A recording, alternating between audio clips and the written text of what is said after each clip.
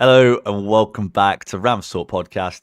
And we're here today after Derby's biggest away league win since 1959. I mean, that's crazy, isn't it, in itself? That is absolutely crazy. And yeah, here we are. We're good. Maybe we're actually a good side. We'll never know. But I've got another stat as well. Derby are currently on the exact same points from 30 games as Blackburn were under Eustace last season. Exactly 45 points from 30 games. Thank you, Ben Knowles, for sending me that stat, because that's a good stat as well. So clearly, Eustace is very consistent in this league, and we're starting to see a bit of that at the moment. So joining me today to talk about a really, really exciting game. Firstly, we've got Goalanger. We've got Adam Titley. How you doing, mate? Yeah, good. How could I be anything other after that 5-0 win on Friday night? I think that's all that needs to be said. Yeah, absolutely, it is. I know you saw almost half the game with someone standing up in front of you every time something happened in the bar you were in. But no, it's good. It's good. And we've also got Callum Boocock. How you doing, Cal? I'm good, mate. I'm good. It seemed just a weekend full of stats. So, what can you find? What have we broken? I mean, obviously, Derby just put another one out saying that we scored in 20 consecutive games now and stuff. It's like we just seem to be breaking records. Well, clearly we're good. I mean, that's the that's the reality, and it seems weird, doesn't it? Because we've been so not great for a lot of the season, I think, but we just seem to pull it out of the bag. And I think Friday is the best I can remember Derby playing in a long, long time. I mean, before the game, Adam, looking at the team, we'd heard a little whisper, hadn't we, last week that Sondre Langus might have picked up an injury, and it was confirmed by John Eustace out with a hamstring injury. Zetterstrom is apparently ill. He got rushed back for the West Brom game, and he still wasn't very well, and he regretted it a little bit. So he had the weekend off. Whether he's ill or not, we'll never know. Well, we might know by tomorrow, end of day tomorrow. But how did you feel, Adam, looking at that team? Richard O'Donnell, Dion Sanderson stepping in. I was nervous, I think, to say the least, considering that I'd not heard anything about Zetterstrom being ill. And obviously, I know it probably started against Charlton. And then, like you said, just there, he's rushed back. Whether he is ill or not, like you said, we probably won't know until tomorrow night. I immediately thought, oh, he's gone. Like, he's gone. He's gone somewhere. I was like, well, a bit odd for him to be just taken out of the team and not one source was reporting whether he was ill or not until a bit of a lengthy delay after that team was announced. And yeah, I thought we did well with that opening team. I mean, we saw how well we did quite early on. So I think my fears were put to bed quite quickly in that game. Well, they certainly were. And Cal, that first 10 minutes, I thought the game was quite even, but it looked very obvious early on. Bristol were not a compact side, right? Compare it to the West Brom game where they were so rigid, they were so compact, they were so hard to break down. It became very apparent very early on that Bristol were wide open and we had the opportunity to carve through them. Another funny stat, you talk about stats, they were saying on Sky that Bristol had two players turn up about 20 minutes before kickoff because they got stuck in traffic and they were both meant to start. They both ended up on the bench because they couldn't Armstrong start. And I can't remember the other one. Yeah, but I can't remember either. Definitely two, I remember. Very funny though. Whether it would have changed anything, I'm not quite sure, but still funny. And Derby started, to grow into it after sort of 10, 11 minutes. And on the 13th minute, took the lead. It's actually a great goal by Brewster as well. I mean, everything about it is what we've been crying out for him to do. And Matt Clark wins it back at the halfway line, which he did all game, and we'll talk about his performance in a little bit, but picked it up, played it out to Callum Elder, great ball into the box, and Brewster, who timed his run to perfection, he even said after the game, didn't he, that he thought he was offside because he timed his run so well. Had the freedom of Ashton Gate to put that ball in the bottom corner. I mean, Cal, what a start for Derby. Yeah, I mean, and when you look at we were recycling possession really, really well. We had just a moment just before that and managed to get it back out to Elder. I think that's the thing that I like, especially away from home, is that when we do put on the pressure, we don't let up. We contain defences within their own penalty area. We always win the second balls on the edge of the penalty area. We managed to get another chance, or at least seem dangerous. And I think that's what that first goal. It just got put out to Elder. Elder's clipped it in, and as you say, Brewster had the freedom Ashton Gate to just put it into the back of the net, and it's great technique because Elder's put some real pace on that ball, and he's just redirected it, and it's great for Brewster because he's had a little bit of fire come under him when you look at his performances and what we know he can produce, and he's obviously had hamper injuries this season, but this is the quality that we've signed that everyone looked at it and went, if we can get him rocking on a free transfer, it's a great signing, and it was a great first goal. Yeah, it certainly was, and he seems to be getting his confidence back as well. There are a couple of turns he did during the game that were like, if you don't score that goal, you're not doing that, and it's good to see him playing with that belief. Have a look at the comments. People are singing "K Sarah already. Oh God! They're joining Adam booking his own Wembley hotels. Yeah, Adam booked his hotel after we lost 3-1 to Stoke. He's just that kind of guy. So I booked it after the 2-2 draw. I've seen enough now. Oh, I mean, Adam, it was a sign of things to come, wasn't it? Because I couldn't believe how easily we tore them apart in those early stages. And it was genuinely pretty good football, wasn't it? We got into the box, they knocked it back out, we got it straight back in and immediately score. Yeah, it was good football, and it was playing into our strengths. I think we've seen flashes of it at times this season. I just said Ipswich away, where Brewster had that great, I think, debut performance there. I think most recently you'd probably argue Preston away in that second half when we came out and piled men forward in the attack. But the passing was really nice from Derby throughout the game, and it was attack-minded and it was on the front foot. It wasn't, can we play 10 passes around the back four and the goalkeeper before we try and cross the halfway line? And as I said, it was playing into our strengths throughout. You talk about that first goal, Callum Elder, he's in quite a deep position, really, in the opposition half. He's not right against the byline. It was, as soon as he gets the ball in the opposition half, can he get his head up and look for a cross into the box for Brewster and sort of put it on the plate inside that penalty area? And we continue to do that. It was nice play for that second goal as well, moving it from left to right, but moving it with intent to get a shot away as well. We didn't shoot early when there was players around, and when it falls to Diaz, if he's got 5 yards of space, he's going to shoot. And it was really a neatly worked goal. Seemed to take an age to fall into that bottom corner. I think the deflection took the pace off it, and the goalkeeper didn't cover himself in too much glory with that attempt to try and save it, I don't think. But it was really nice playing, summed up by that third goal as well from Bobby Clark, where I think it was about only 3 or 4 passes into there, but throughout that game it was nice passing, and something that I think we've been waiting to see from Derby County for a full 90 minutes rather than for a 20 or 30 or 45. We've done half the episode now, Adam. We're going to be 20 minutes long this week. There's a lot of goals to get through, Jake. There are a lot of goals to get through. So let's get on to that second goal, as Adam mentioned there. One of the weirdest goals we've scored. But I think this was the goal where I started to think we're going to destroy these here, because I mean, we did really well to get into the position. We threw players forward. We had, 4 or 5 players in the box.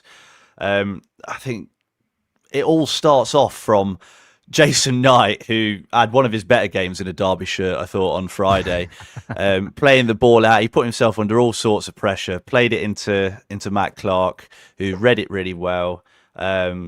We ended up having a little bit of a scramble, didn't we? There was a shot on the edge of the box, I think, from Brewster. It comes out and it ends up with Bobby Clark on the right.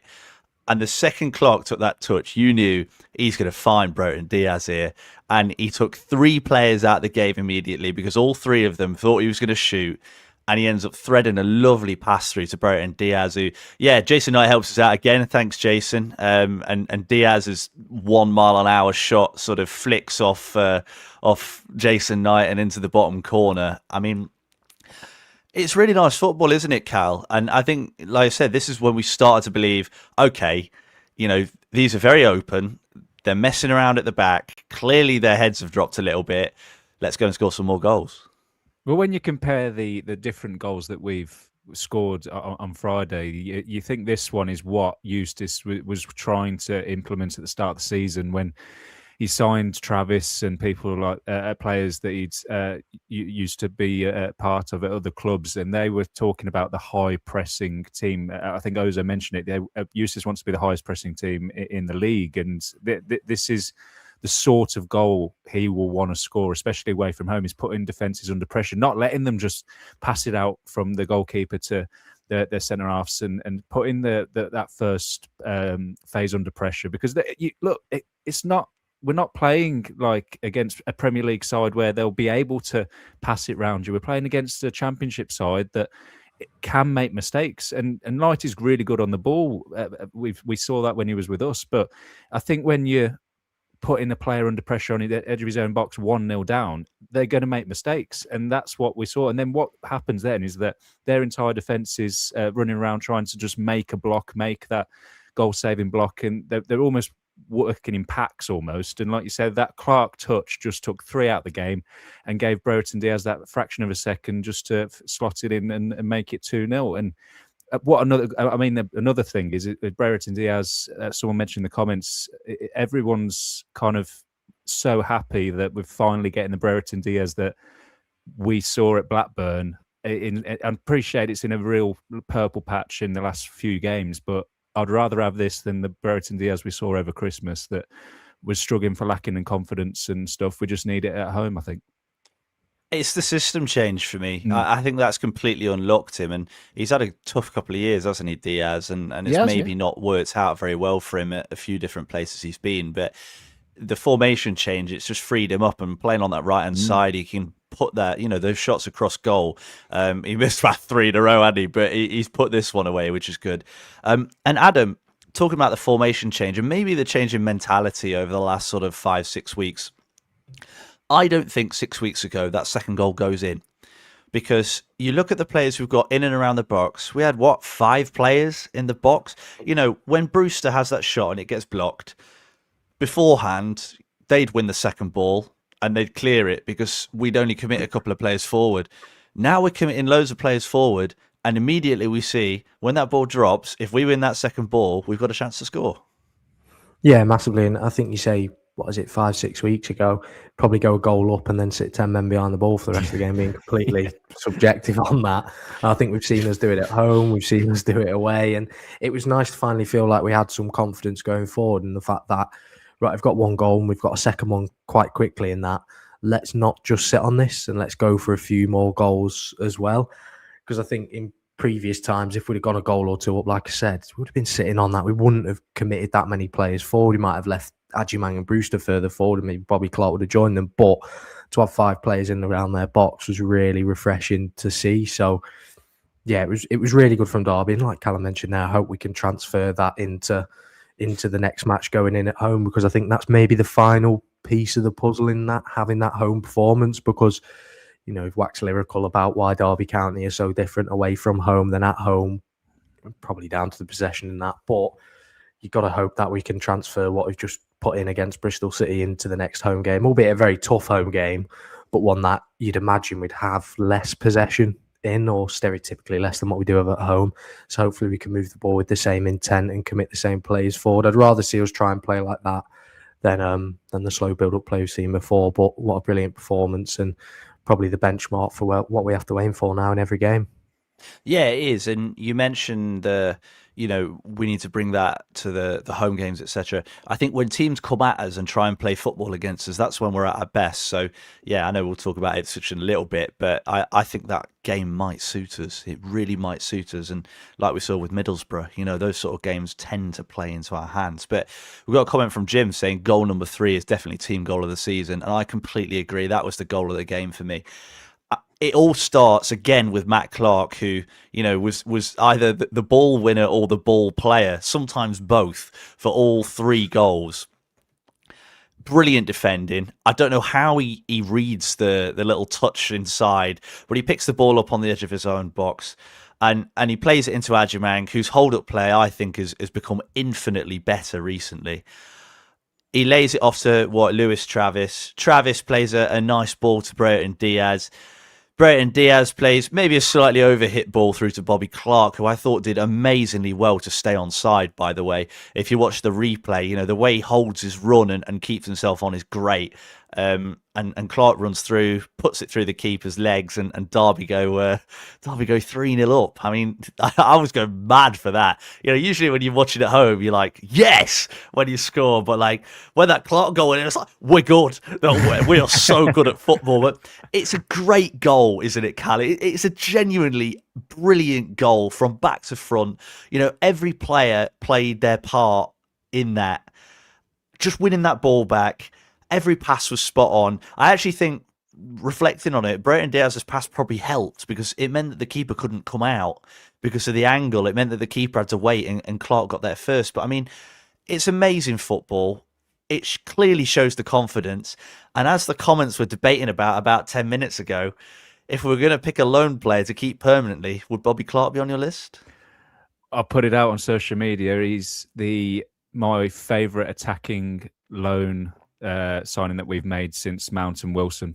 Genuinely, I think he when I watch him, he just reminds me of Wilson and Mount in the way that they found those pockets of space, the way they are on the ball. They managed to hold on to the ball longer than it almost appears they should, and the quality that they have. You can tell why the two of them have gone on to now play in the Premier League, and Bobby Clark was at Liverpool and has gone to Salzburg and played in higher games than that we're playing at the moment. But hopefully, if there is a pot of money, I'd love to have it spent on him. But I just think that he's just too good for the Championship, and he's destined for better things. But you never know. But I mean, going back to the goal, if you wanted to kind of show a tape to any team up and down the country, from Sunday League to academy to obviously professional, that counter-attacking goal is exactly what you want, from your centre-half straight into your striker, laying off to your centre-mid out wide. I thought that Travis was going to play it straight through to Bobby Clark because that's who I saw on the TV through on goal. I didn't realise Brereton Diaz was actually down at the bottom. And then, like people are saying, or people said on the commentary that the touch or the pass from Brereton Diaz was actually quite fortunate, but I actually think it was very difficult that he did it. What does Brereton Diaz, who isn't as confident as he is at the moment, play that pass first time? I don't think he does. No, and I think that, well, if he doesn't do it, Bobby Clark's offside. So I think that I give him the benefit of the doubt. It went slightly further than he probably thought, but it was such a good attacking goal. And like you said, as soon as that one went in, I was like, well, they're done. The game's done. We just need to make sure that we don't concede either a goal just before half time or just in the first half. Second half. 3-0 up, and the next goal's so crucial. It would be a derby thing. It wouldn't have been a derby thing. We concede just before half time. They get the tails up and go from there. But luckily, it didn't happen. Exactly. We've got a comment from Aidan, who I was on a stag do with yesterday. And Aidan did tell me he only listens when we win. So nice to have you here, Aidan. Can tell we've won. Let's put it that way. But that was the end of the first half. And I was sat there at half time thinking, I just hope we carry on. I hope we keep doing this, because clearly we're battering them. Clearly, we're completely outplaying them in every area of the pitch. We've got to surely keep this going now. And thankfully, we did. And Eromang's goal, right? It all comes after Travis. I don't know if he was injured or not. You couldn't really tell, could you? It looked like he kind of pulled up a little bit, and it's like, well, is he going to come off? Is he going to stay on? And he ends up staying on for another 5 minutes and then comes off. And the man that replaces him, Oscar Fraulo, who I thought was brilliant, by the way, when he came on, and we've got a lot to talk about with him because he's involved in basically everything after he came on. And Fraulo picks up the ball in the middle. He's got the easy pass. He goes, no, I'm actually quite good. So he decides to spray the pass out to Diaz. Lovely touchdown to Joe Ward. Joe Ward does what he does best. He crosses, obviously, and whipped into the box. Cracking header from Patrick Eromang. I mean, you watch the replay. He is quite literally head and shoulders over the defender, who I think completely misjudges it. Buries it in the back of the net. Adam, that's a man who Jamie said would score 0 goals this season. Well, he's on to 9 now. 9 goals, 3 assists. What a season he's having. Yeah, he's getting better and better with every game, I think, and I think that's quite fair to say. I think he's gone from being quite a raw, unproven player in this division to being probably our best player, would you say, so far? And obviously Morris probably takes that as well, but with Morris being out injured at the moment, he's probably the first name on the team sheet. And it wouldn't surprise me if in the summer there was a couple of teams coming in for him, especially if he hits, double numbers in terms of goals and continues to be involved in assists as well. And it was a brilliant header from him. Fantastic. One of the best headers of the ball we've seen since probably Nelson from the corner last season. So it was a really nice goal as well to have Joe Ward involved with. I think he's been superb. What is it? His 6th assist now as well. And he'll probably end up getting 10, maybe more in this season as well if he carries on playing in that position. But once again, similar to that first goal with Callum Elder getting in the ball into the box for Brewster, it was playing into our strengths. When Joe Ward gets the ball, it's not trying to beat his man and run down the wing, it's getting the ball into the box, and he knows that if he puts it in at a decent height, Patrick Adjumang's taller than most defenders in this division and he'll win the header. And it was a superb goal, a lot of pace on the ball when he did win it. But yeah, summed us up really nicely, and see Fraulo involved. He's starting to settle in. I thought when we signed Fraulo, he might be a player who next season fills the position that Bobby Clark leaves. I know there's a lot of speculation of if we could have Bobby Clark, would we? And I'm sure we all would. But considering that, I think, what was it, 2-3 years ago, he was signed for around the reported 10 million. I think that makes his price tag quite Easy high. money. Easy. Yeah, quite a lot, really, for us, I think, at the moment. So I thought Fraulo would be brought in to do that, but I think there's definitely a potential spot for him in this team, and it's a nice question to have on who we can play in the midfield and see how well he's developing. But a great goal, great 4th goal, and one that really carried us on and pushed us on in that second half. Yeah, you could buy 40 Fraulos for 10 million. So that's one thing to keep in mind. I mean, I don't think we'd get them all on the pitch. We need a big bus if we had that many. Comment from Yusuf's Enthusiast that I think is quite interesting, Callie. He says, do you think Adjumang gets past Morris's tally before he comes back? Now, I mean, he's pretty close, isn't he? Can't get much closer. Yeah, I don't know what Morris is on. He's on 10 or 11, isn't he? Something along those lines. And I mean, the way he's playing, Cal, he's got to be up for it. I mean, I felt so bad for that defender under the ball, because I don't think he's the tallest of defenders. I think he was either the right centre half or right back. But you could just see he looked just as Adjumang was running in, looked behind him and went, "I've got a 6'4", 6'5" towering striker who's, if this ball comes in right, I'm not." He's like Curtis Davis said it in the post-match. He said, all you've got to do as a defender is just put him off, and I don't think he even could do that, to be honest. I think Adjumang was winning that header, whatever happened. I don't think he knew he was there, did he? No, it was just whether he got it on target or not. But look, Adjumang at the moment, everyone was saying that he couldn't be a number 9, he couldn't hold up the ball. I think what we've done is, one, change the style of play, but obviously the formation, but the style of play, we're not lumping it up to him and hoping he can do that and not having a play around him. We're playing it into his feet, and he's getting, and some of the touches he's doing now, he's getting them on the half turn, and he's doing them for first time into Bobby Clark, because Bobby Clark's in and around him. He's not having to hold it up for 5 seconds to wait for a player to get up there with him. He can just do a cute touch or do something that he's comfortable doing, and he can fill in that space that's kind of just from centre to the left-hand side, and the front three kind of interlink. The front three at the moment, I think, are really, really gelling really, really well, and obviously Bobby Clark, if you want to include them in that. But I would say yes, because I think Morris will take a little bit of time to come back. He'll on the grass, for me, means absolutely nothing until I see him on the bench and then going from there. So I think he's at least another few weeks away. Paul Warren said that too many times. I'm the same as you. That comment scares me now. What does it mean? Well, look at Johnston on the grass, out for another 2 weeks. So yeah, keep him away from the grass. He's maybe that's the problem. Yeah. we need to stop letting him go there.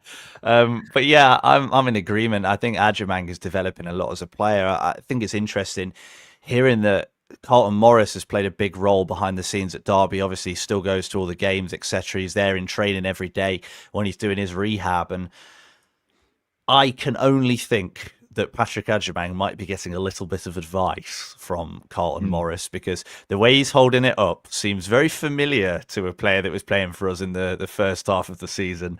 And I think he's starting to develop, isn't he? Which is really good. You know, we said when he came, he's got the raw talent. Can he refine it?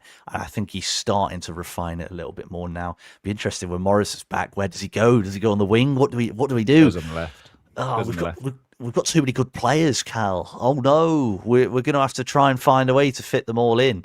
I'm sure we'll be 10 points clear of the playoffs by that point anyway, so won't even need to worry about it. But Adam, we then got another chance, and poor Eames, poor Owen Eames.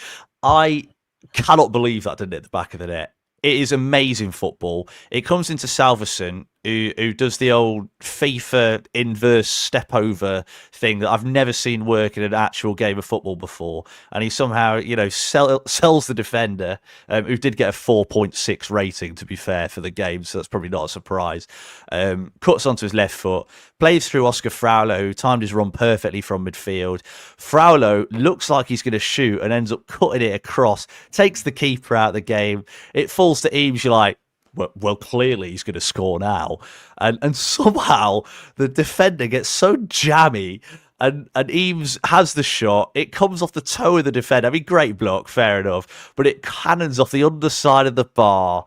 And, I felt so sorry for him. He so deserved the goal there. But, Adam, Owen Eames, he's clearly got something about him, hasn't he? I think there's a bit of a thing about John Eustace not really trusting youth players. I think a lot of Blackburn fans made a big point about that, and we've not seen too many since he's come in. But my God, he's got something, hasn't he? Yeah, and it's really crucial that I think we continue to develop the youth players, but also crucial that they're good enough to step into the first team and hold down a position. And Owen Eames has been waiting in the wings for probably most of this season. I think we've seen the talk and hype around him, but it's finally great to see him playing in games, and he came so close to obviously getting a goal and scoring there. You can probably say it's brilliant defending or really lucky. I just don't know how it's flicked up and hit the crossbar and not flicked up into the back of the net. But he's another player who, we know we've got a couple of loans in key positions, especially in midfield. There's an opportunity there next season, if he could prove himself this season off the bench, to actually stake a claim for more football in the first team. What I don't want is for him to come off the bench, have a couple of really good appearances, and then he's in League Two next season out on loan. And we never see him again, because I feel like that happens quite a lot with some of the younger Derby County players who we see flashes of moments from, and then they go out on loan and it just seems to fizzle out a little bit. So I'm hoping Owen Eames can stake a claim in the team, and I don't want any injuries, but if there are, then I'm a little bit more confident that he could step into that midfield and do a job and provide something different going forward. And he was so unlucky, but it didn't faze him, that miss at all, which I think was key. He didn't let his shoulders drop and his head go down. He continued to go, and I thought he put in a really decent performance, and it's nice to see him building upon what he obviously did against Leeds and when he's come off the bench before. Yeah, that's it. And I like the confidence when he picked up the ball. I think just after he came on, he ran down the right and knocked it round a defender, and the defender had to come and bring him down. And you saw all the players going over and being like, well, giving him that boost that you're doing the right thing, keep going. And he did. He had that chance. He was really unlucky. It did feel a bit like, I think it was Jack Stretton in the COVID season. Do you remember? I think we were playing Coventry and we were 1-0 up or something like that, and he had one that cannoned off the underside of the bar. I was getting flashbacks of that. A young player coming in, getting a great opportunity and not quite taking it, but he was great and he was everywhere, and he carried the ball with confidence and purpose. And for an attacking midfielder, whether you play in the middle, on the left or the right, that's what you need. Bobby Clark does it so well. Oscar Fraulo does it so well. And having Eames that can do it as well definitely gives us an extra option, doesn't it? And I think our transfer business will determine his role for the rest of the season, but it's still good that when he's been called upon so far, he's shown he's got something about him. But he played a role, Cal, in the fifth goal. I almost said the winner then. I'm so used to talking about us winning 1-0. He played a massive role in the winner. We said it again. In the fifth goal as well. He does really well, gets it down the left. We do the same as we did for the second goal, which Diaz scored, where we're piling. We've got so many players in the box. I went and watched the replay just to count it. We had 7 players in the box at 4-0 up. And that ball gets fired in. I think Bernal does well. Obviously his debut for Derby as well. I think he does well down the left.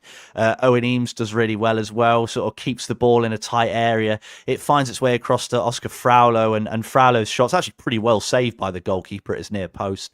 He's destined to never get a goal or an assist because people keep missing or his shots keep getting saved. But it comes back out again, and this is what I absolutely loved about the performance, was that the ball came back out and immediately it was back in that box, and back in that box with purpose, because it's lovely football. It gets played out. Is it Joe Ward who feeds through Andy Vyman, who've not long been on the pitch, and Vyman puts in a perfect cross. I mean, you talk about corridor of uncertainty.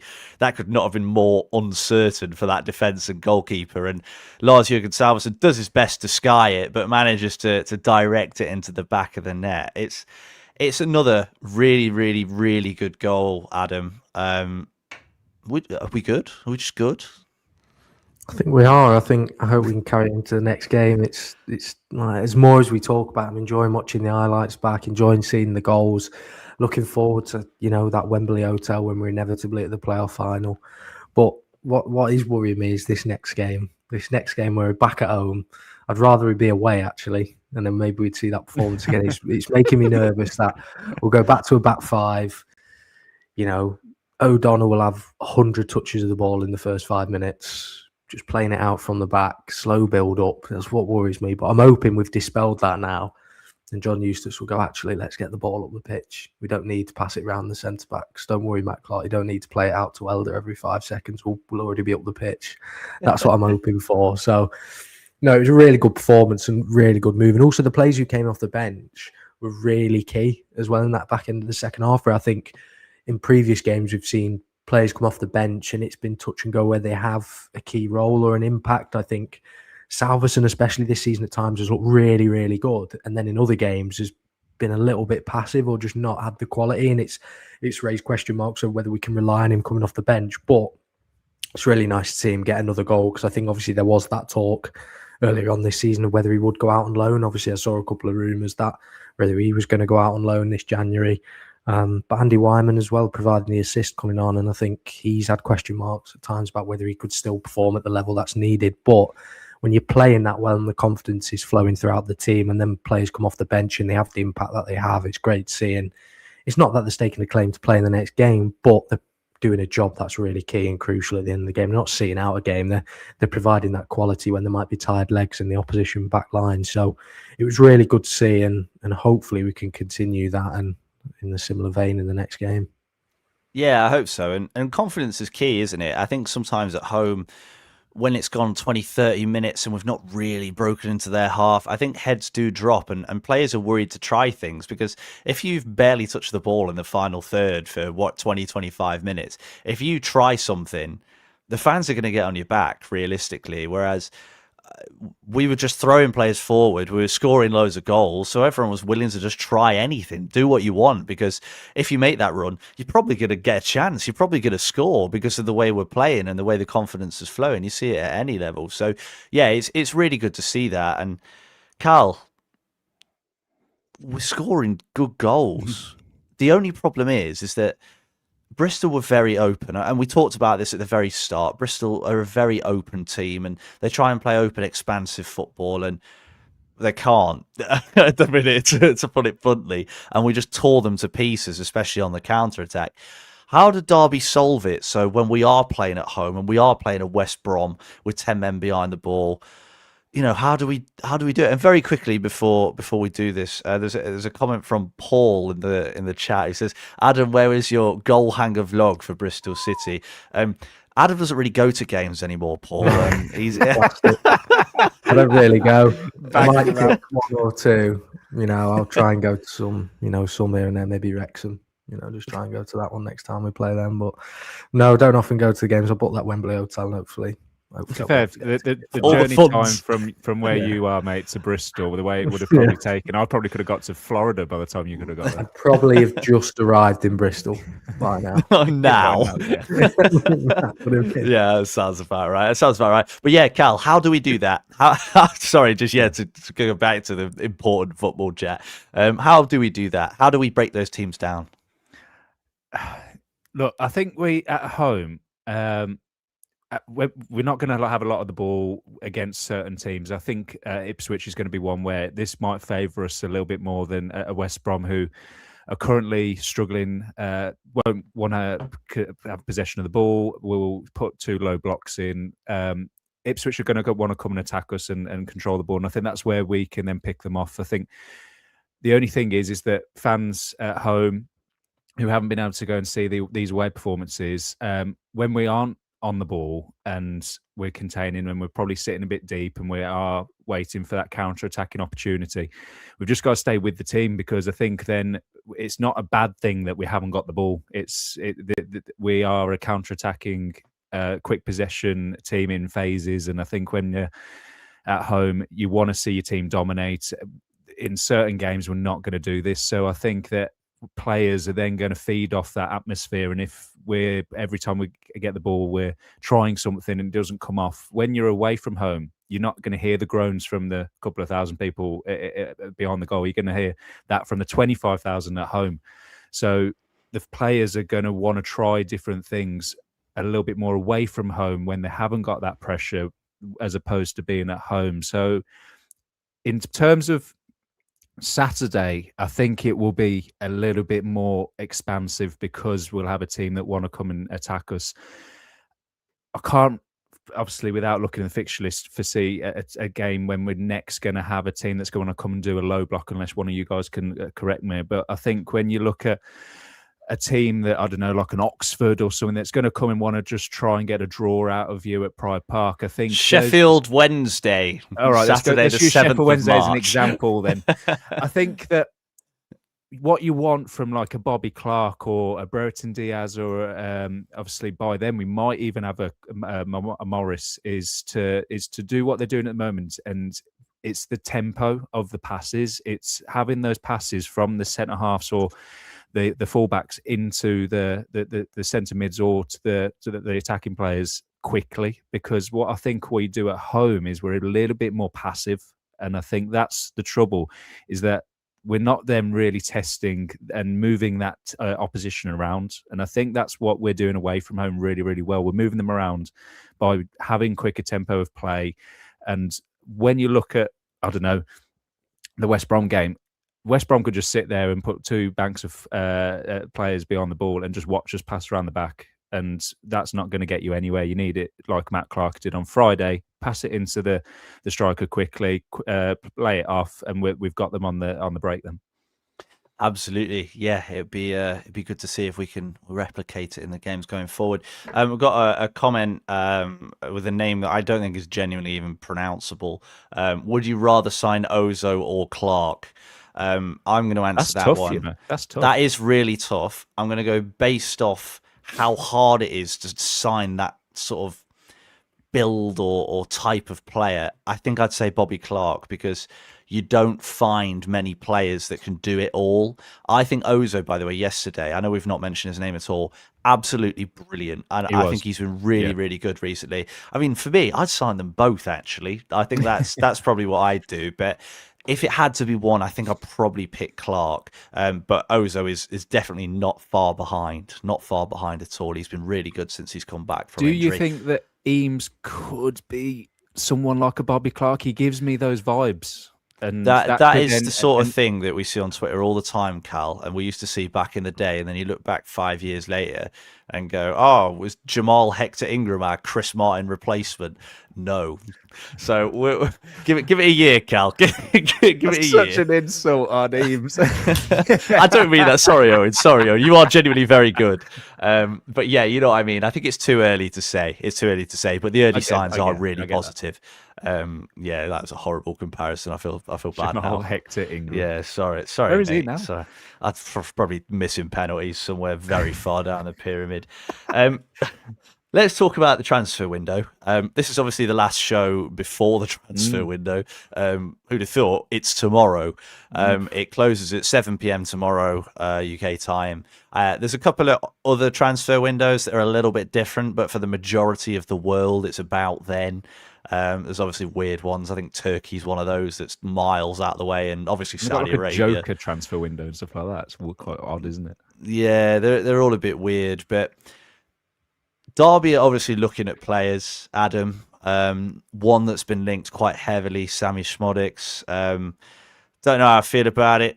If the money that's been quoted is anywhere near what we're paying, don't know how I feel about it. But Derby have probably got to bring one or two through the door right before the end of the transfer window. Obviously, Jayden Burnell is a huge boost.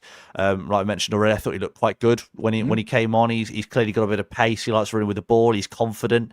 He tried a couple of turns that I don't think he would have done at 0-0 when he came on, but it's good to see that he's got something about him. Adam, would you take Szmodics? Whatever you say, yes or no, where else do you think we need to strengthen before 7 o'clock tomorrow? I'd take Szmodics based off the gamble that I think if we play our cards right, we could potentially get in that top six, and you need a £5 million 30-year-old gamble. You need game-changing players if you want to get into the top six, and it's a huge gamble. But I think that's the type of player that could push you into it, based on the fact if we get any more injuries across that forward line, there is probably not many better options that you could have to step into that than Szmodics. I think where else? I think where else? Once again, left back. I think Callum Elder needs a challenge and also a rest at times as well, because he's played a lot of football, and I think we've seen him tire at times in games. I'd probably then go potentially right back. Yeah, potentially if Max Johnston continues to be out injured or on loan. On loan, younger player on loan. I'd like a permanent left back, but seeing how late in on the window, I'd expect 2 loans to come in, especially with the freed up spots that we have. So, I'd go with the left back and potentially right back. Szmodics, I'm going back on my decision already. I don't want to spend that money. What about if it's on loan? Oh yeah, class. It's on loan, class, come on in. Yeah. It's a lot of money. Loan to buy. No.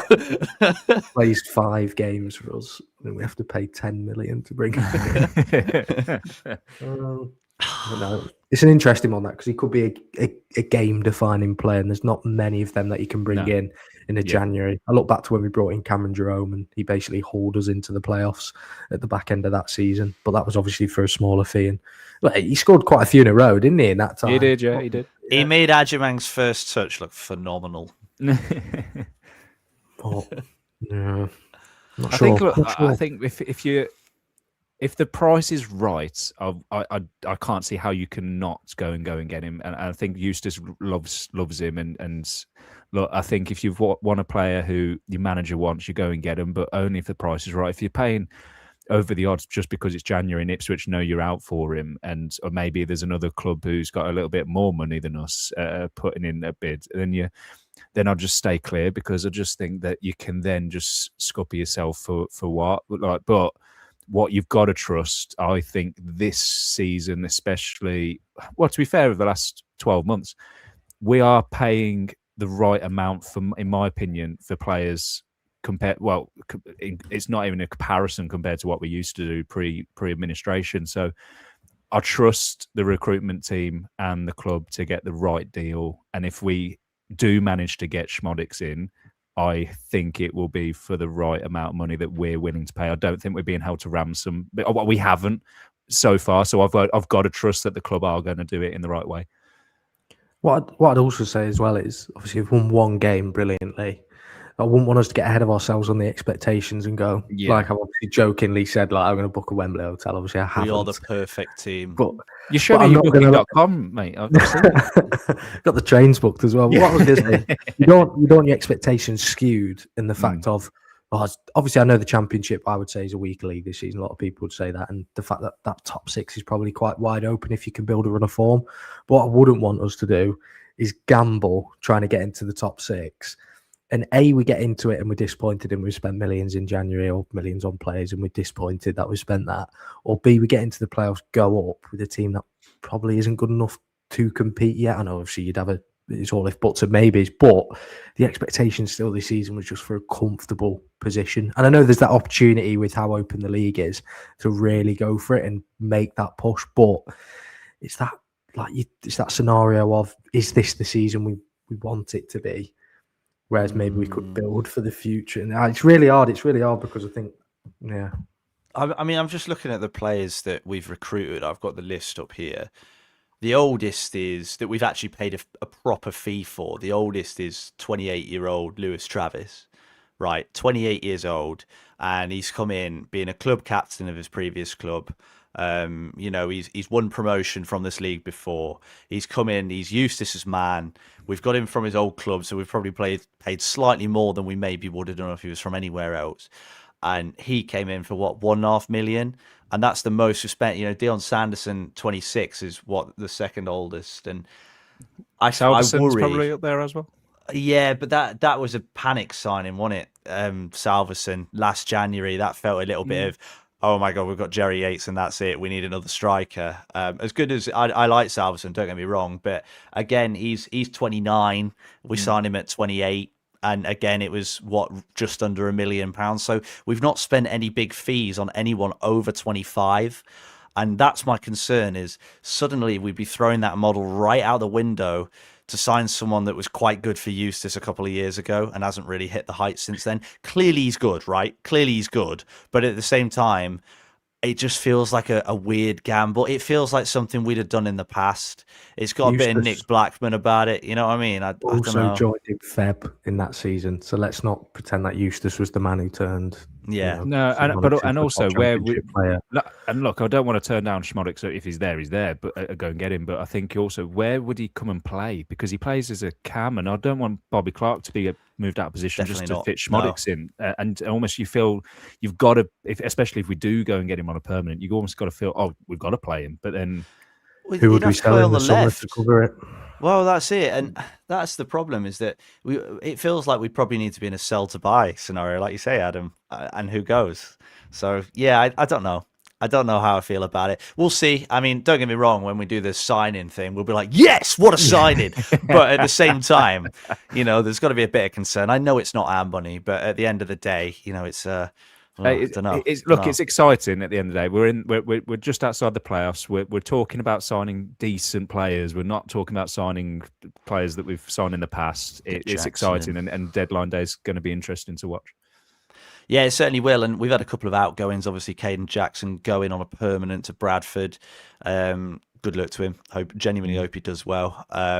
He almost scored immediately, didn't he? And it got chalked off for probably the most blatant handball of all time that the ref missed. Corey Blackett-Taylor scoring out on loan as well. Good. Hope he plays really well so we can get some money for him in the summer. And yeah, we've got rid of quite a few Adams players. Gone. Scored. Ibu Adams, scored 2 goals for Pompey. Good to see him doing well, and hopefully Portsmouth stay up. Us and Portsmouth are kind of friends, aren't we? Rooney's gone to Boston. Yeah, devastating for you, mate. I'm sure. You're a Boston season ticket holder now, Adam. Yeah. Yeah, we might have to recall Rooney because of how good he might play there at Boston. We need him in the team, so there's still time. There is still time. So, yeah, we'll see what happens tomorrow, and hopefully it all goes in Derby's favour. And hopefully Zetterstrom's just got the flu. We'll find out. We'll see. He won't be able to pass a medical if he does. That's fine. Well, true. Yeah. That'd be nice, wouldn't it? That'd be nice. Yeah, failed the medical because he's got the flu. Ridiculous. Let's look ahead to Ipswich. We've talked about it quite a lot already, so we probably don't need to say too much. But 12:31 kickoff. Absolutely ridiculous kickoff time. I'm sure there's actually a really good reason for it that I'm going to feel very silly about when I learn about it. I think. Yeah. Is it? Yeah. I don't know what, but there is an initiative. Every kickoff's at 1 minute past the normal kickoff time.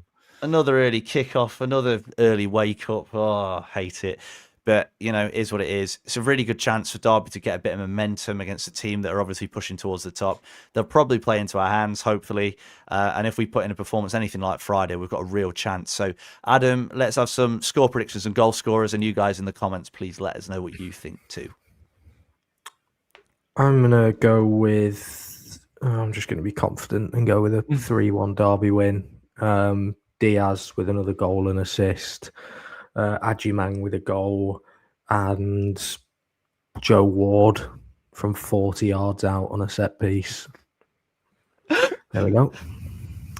Will it be a shot or just a cross that goes in? Will Ooh. it have a bit of Jared Bowen against? Oh yeah. I can't remember they're playing now. Whoever it was they were playing. against Chelsea, isn't it? Chelsea. That's Outside it. of Yeah. the foot, switching the play. The wind takes it.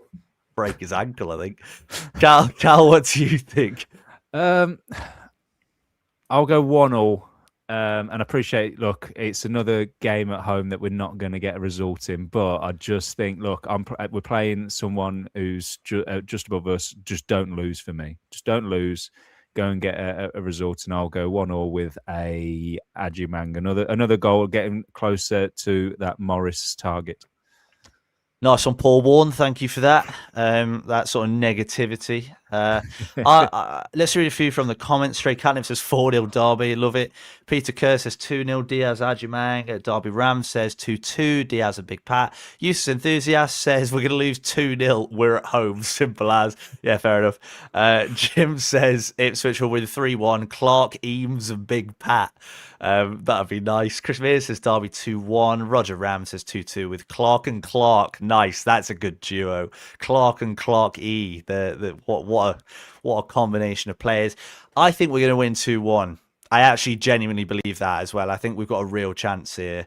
I think Ipswich will go 1-0 up, and I think we'll break our from behind curse.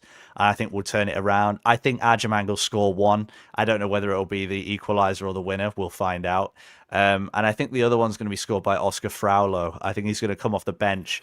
And I mean, he'll miss like 5 or 6, don't get me wrong. But eventually one will hit the back of the net and he'll run off celebrating and, rip his shirt off. And he's got a massive, Danish flag tattooed on his chest. So who knows? But it'll be great scenes as hopefully we win. That'd be nice, a home win. So we'll see. And Ram in Sweden says Derby going to win 1-0. Sammy Schwadix to score. Oh, obviously. I love it. Of course. On his loan to buy 10 million if he plays 2 games. Standard. But yeah, brilliant. It's really positive at the minute, isn't it? Clearly everything is really positive. We're on a decent run at the moment. 3 wins in 4. Let's turn this home form around, and hopefully as a team we should be in a really good place. So Derby win 5-0. Hilton end Doveridge's winning streak. They'd won every game all season. Couldn't beat Hilton though, could they? 2-2 draw today. Come on, up the I don't even know, up the Harriers. It's goodbye from me. Hopefully another great win, and hopefully the final piece of the puzzle at home next Saturday. So it's goodbye from me. We are now a very good championship side with some sugar on top. Goodbye from me. You need to shave your head. That's my my honest analysis. I'll go get my bobble out. Ivan will be devastated. He'll have to shave his too.